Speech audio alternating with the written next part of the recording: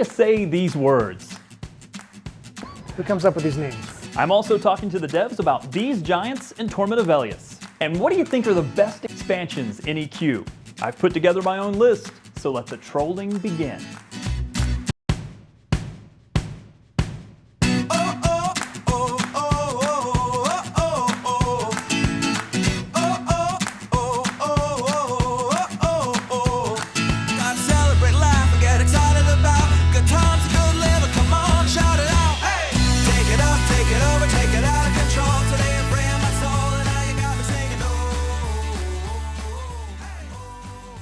It's episode 9 of the EverQuest Show, and it's all about expansions.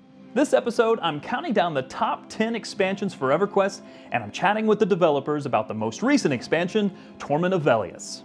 But first, the news.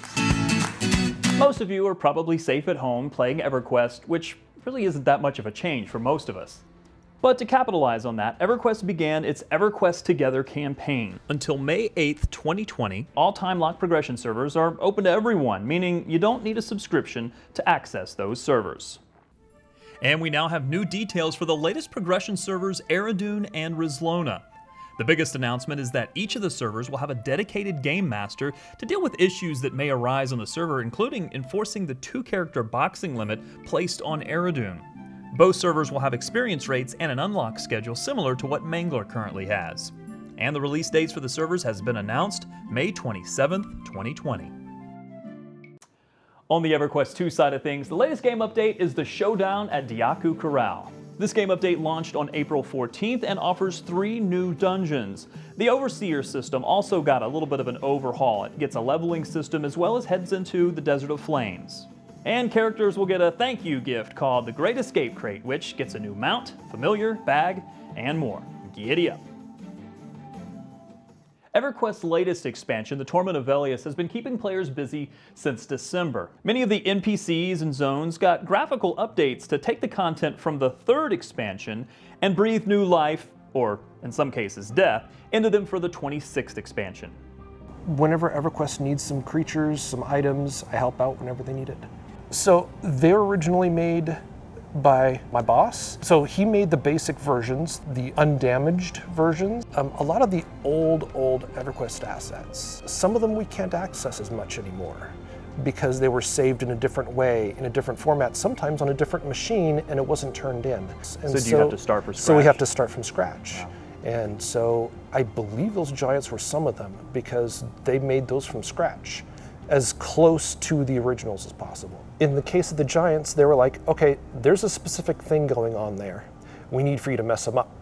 And so it's like, okay, great, let's mess them up. And so I tore them up and did whatever was necessary. They've seen some better days. When you do that, what is it that people might not understand about that? Not just taking a piece of art, but then you have to translate that onto a 3D onto surface. A 3-dimensional, that's the big thing. A lot of folks know how to draw, they know how to paint, they know how to do 3-dimensional things, weapons, creatures, but then translating a flat surface, essentially a flat square, onto a fully 3-dimensional surface with recesses and nooks and crannies, and the inside of a mouth, where does that go?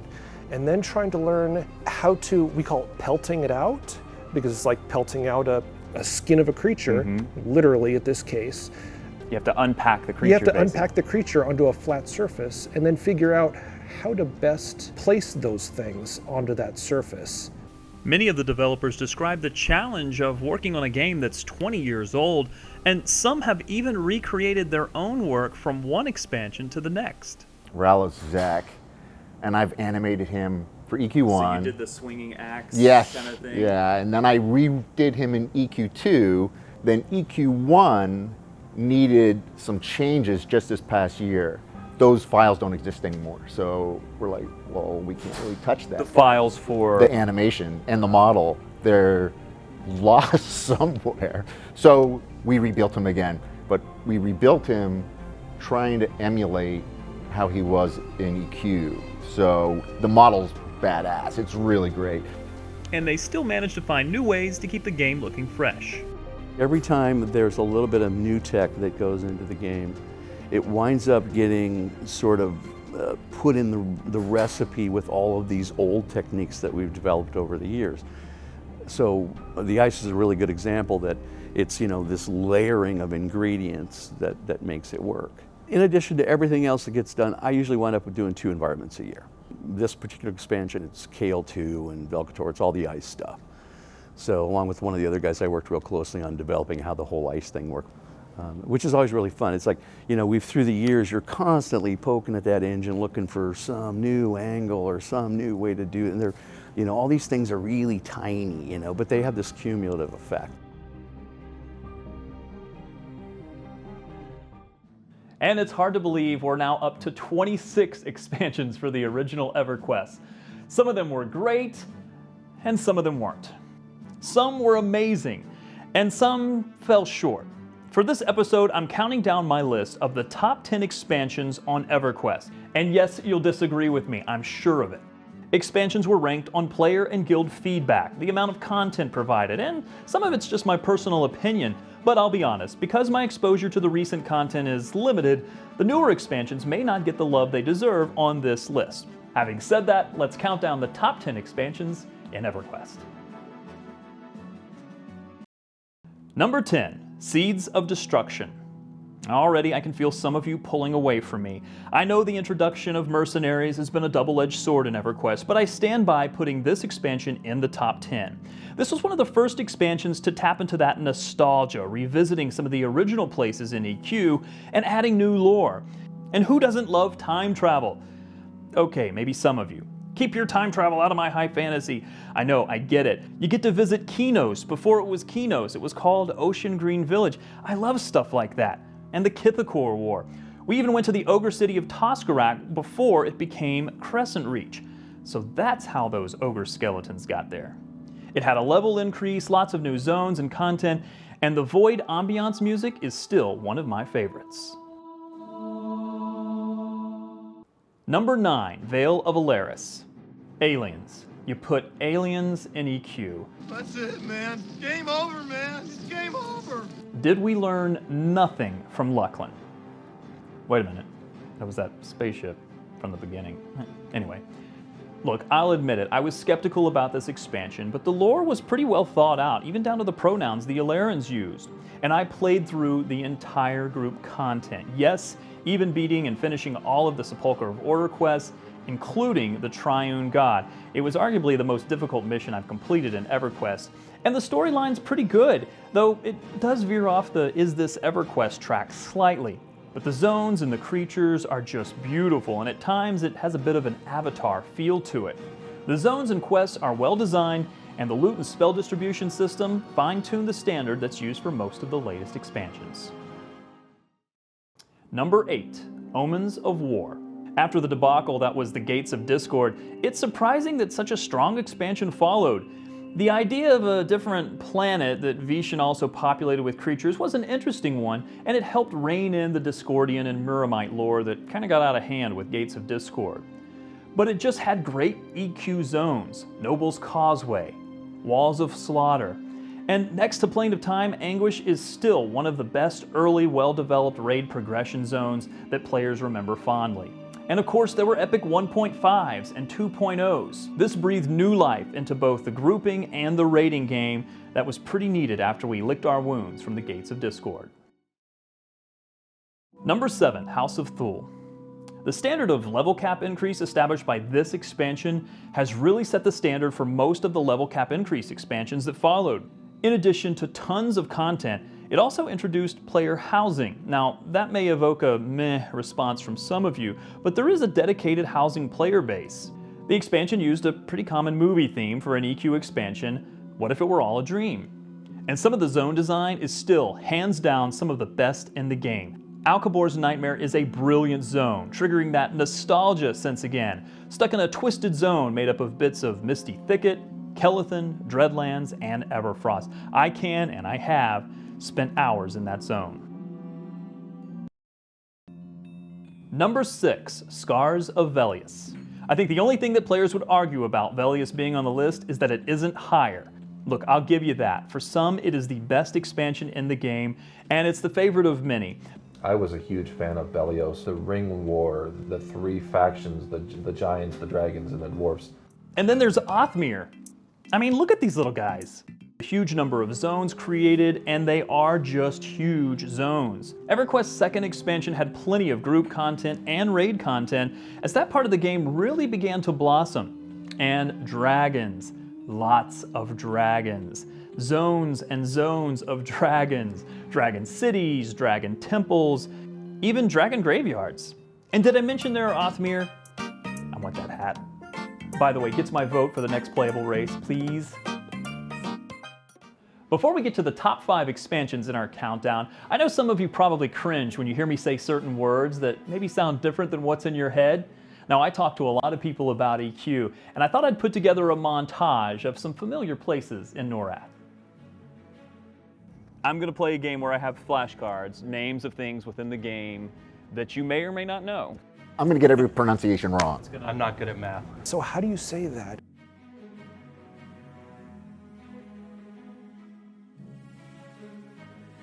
Kinos. Kinos. Kinos. Kinos. Kinos. Quanos. Quinos. Kinos. Kinos. Everybody's always going to give you trouble about Quanos. And that's another one that I pronounced wrong. Who comes up with these names? LUCLIN. LUCLIN. LUCLIN. LUCLIN. LUCLIN. Oh God. LUCLIN. LUCLIN. No, there is no LUCLIN in there. That is only LUCLIN. It's not LUCLIN. There's no luck. LUCLIN. LUCLIN. LUCLIN. Just saying, I pronounced it that way until I got this job. So. LUCLIN sounds dirty though. I'm not putting that in the show. Velious. Velious. Velious. Velios. Velios. Some people say Velios. Velious. Velious. Velious. Scars of Velious. Velious. That's when we introduced flying.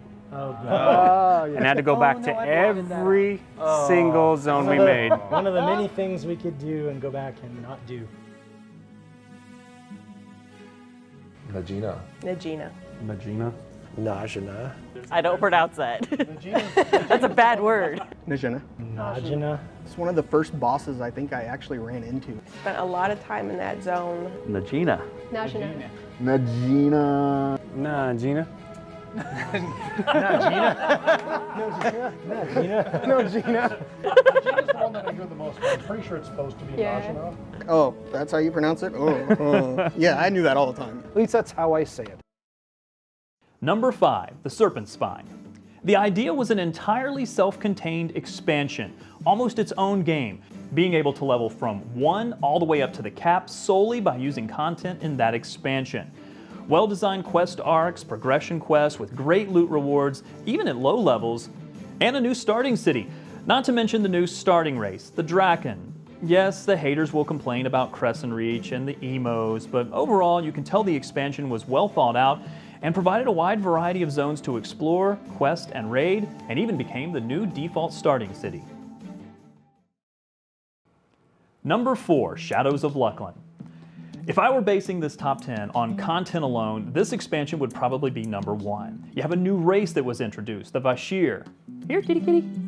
A new class was also introduced, Beast Lords, and this is the only expansion in the history of EverQuest to introduce both a race and a class at the same time. We went to the moon, where there are so many zones, the light side of the moon, the dark side, the underground. You have the Combine, the Inquisition, there's tons of lore. Okay, there's that occasional alien, but we covered that. And though most of the raid content was a creature with ridiculous amounts of hit points, they are still some of my favorite raids. THO, Saru, Sracia Temple, Vex Thal, and playing on progression servers, these are still a blast to revisit. Number 3. Lost Dungeons of NORRATH. Instant content changed the game of EverQuest, and Eldon was built solely around that. It also introduced the augmentation system into the game, to take your armor and make it even better. It's hard to think of the game without that now, some 20 expansions after Eldon came out. It also revitalized the grouping game and pickup groups. Quick and simple dungeon or two, maybe all that you had time for in an evening, and I can't tell you how many long-term friends or guildies I made from a quick Eldon pickup. The point system and merchant bought gear was also an idea that was novel at the time, but remains a staple of expansion content even in today's era. Number 2, Planes of Power. Plains of Power is definitely one of my favorite expansions because it had so much content that you didn't get tired. This is the pinnacle when it comes to content. There's progression, group content, lots of raid content, and gods. You get to see the gods. Okay, so we killed them, but you get to see them, and if it weren't for Drizzle Rose setting all of that straight for us and splitting the timeline, we wouldn't have EverQuest II. Before we get to the #1 expansion on our countdown, here are a few honorable mentions that didn't quite make the list.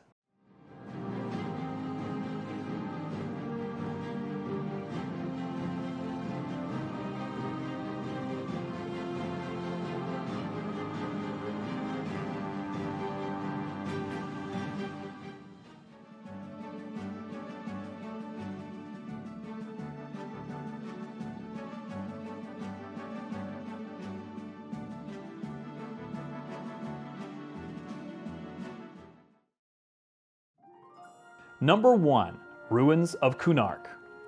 It was the first expansion for EverQuest at a time when the resources for the game could allow for putting out this much content. It had an entire, very large continent. There was a new race, the Ixar, and boy, talk about lore. Just the Ixar lore alone could be a source for about 10 episodes of the EverQuest show. And there are more dragons. Remember, before Kunark, the only dragons we saw were Vox and Nagafen. Kunark brought us so many more.